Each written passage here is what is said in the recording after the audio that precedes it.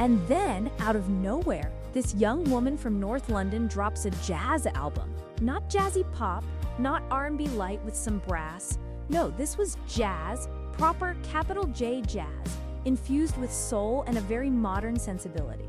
It's so audacious when you think about it. And it's not like she was trying to fit in. She was just being Amy. And right from the opening track, Stronger Than Me, you hear all the ingredients that make Frank so utterly unique. Oh, Stronger Than Me, that intro! It's like you've stumbled into a late-night jam session. Her voice just kind of floats in, almost detached, a little lazy even. And then, boom! That raw drum beat kicks in, that hip-hop swing, and her voice just cuts through everything. It's such a brilliant way to grab you. That mix of jazz improvisation with a really street-level, almost hip-hop beat feel, it immediately tells you this isn't going to be your typical smooth jazz record, and lyrically it's just pure Amy. Pure Amy indeed.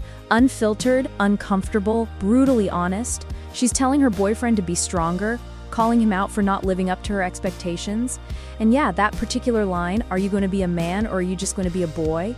hasn't exactly aged like fine wine in terms of gender dynamics. No, it's definitely a product of its time and her youth, you know?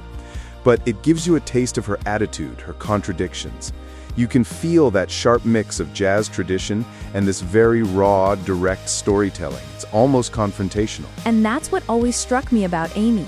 She took that lineage of incredible jazz vocalists, Billie Holiday, Dinah Washington, Sarah Vaughan, women who carved out space for themselves in a world that wasn't always kind to loud, talented, complicated women. And Amy took that spirit and made it her own armor. She absolutely did. And it's fascinating because even the title of the album, Frank, it's not a reference to a boyfriend or a mood, it's Frank Sinatra. She worshipped him. She even had a tattoo that said, "Frank is my God," which just tells you everything about her devotion to the craft and that specific era of music. I mean, how cool is that? To name your debut album after one of the greatest male vocalists of all time, who embodies a certain kind of swagger and musical integrity. It's such a bold statement for a young woman who was, 19, 20 when this came out? It really is.